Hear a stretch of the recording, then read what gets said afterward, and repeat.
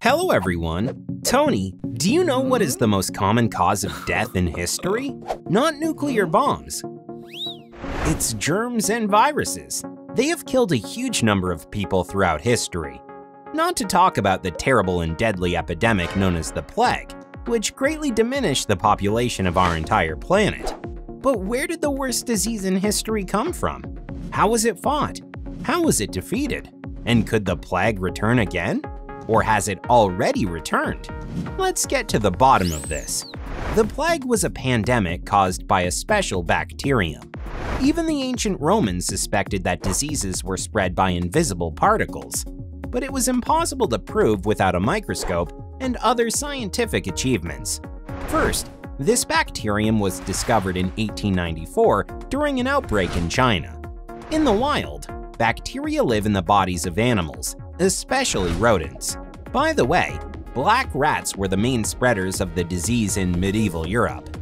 The plague infects people in a very simple and frighteningly effective way. When a flea bites a sick animal, bacteria enter its body. The bacteria begin to multiply intensively and clog the flea's passage from the esophagus to the stomach.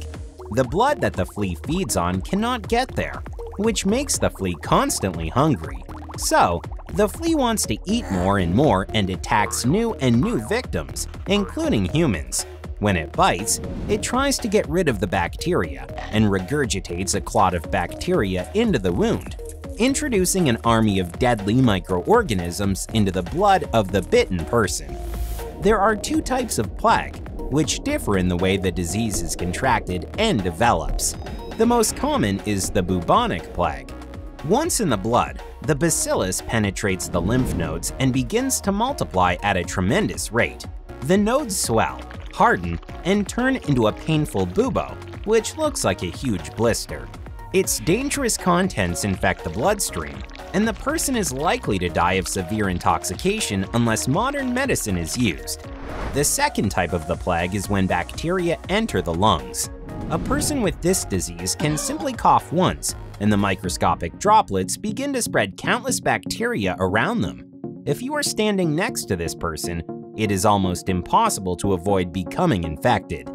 In the Middle Ages, the pneumonic plague wiped out entire cities, leaving almost no survivors. Before antibiotics, the bubonic plague killed about 70% of those infected, while the pneumonic plague left no chance for survival.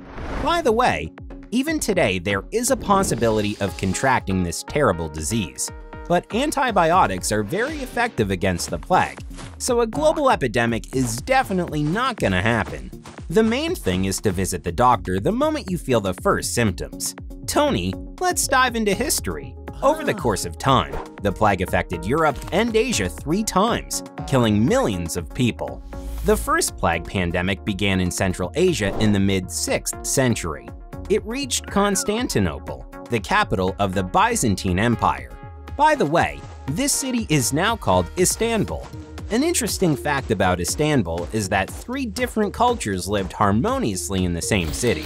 But, that's not important right now.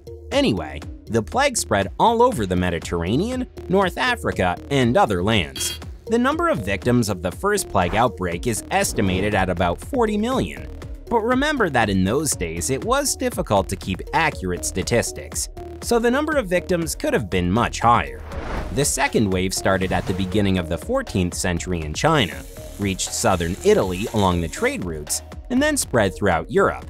This wave is commonly referred to as the Great Plague, because it wiped out about a third of Europe's population in a fairly short period of time.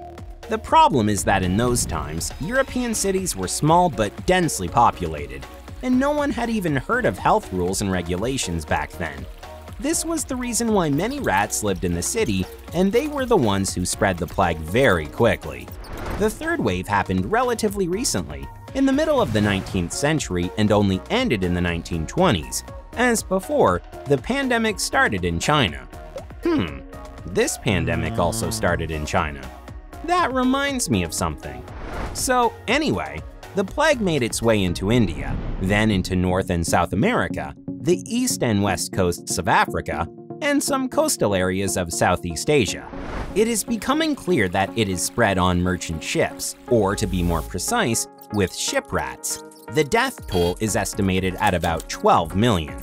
Friends, take care of yourself and your health, and tell us in the comments what else you know about the plague or other terrible epidemics.